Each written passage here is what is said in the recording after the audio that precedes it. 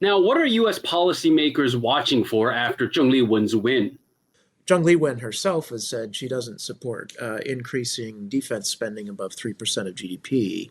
And that's a very kind of concrete thing that Washington has been pushing on Taiwan. And so I'll be watching closely to see what the KMT Legislative Caucus's position is on special budgets to purchase weapons from the United States or to fund a significant increase in the defense in defense modernization.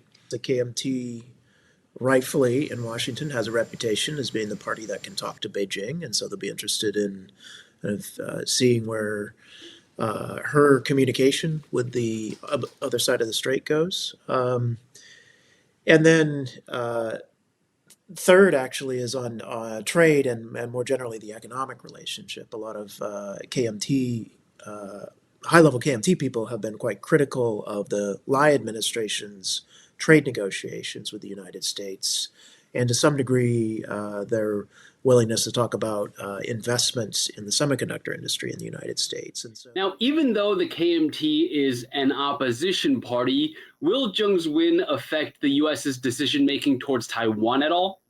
in the short run, I don't think so. No. The more interesting question is what happens in about a year when we have the local elections and the impact of those elections on perceptions of who's going to win in 2028.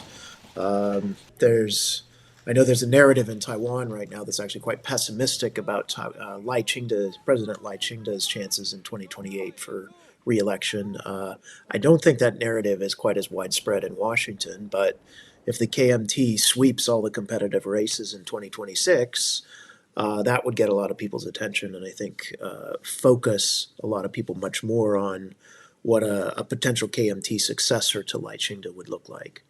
What kinds of challenges will Zheng face moving forward? Well, I think first she's got to strike a balance in her rhetoric about cross-strait relations.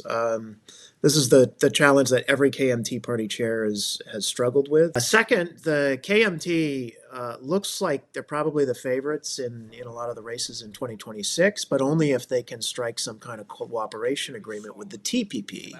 And as we all know, the attempt to run a joint joint campaign in the 2024 presidential election fell apart. And so the chair's number one prerogative, I think, for the next year is to prevent that kind of breakdown from happening again in, blue-white cooperation.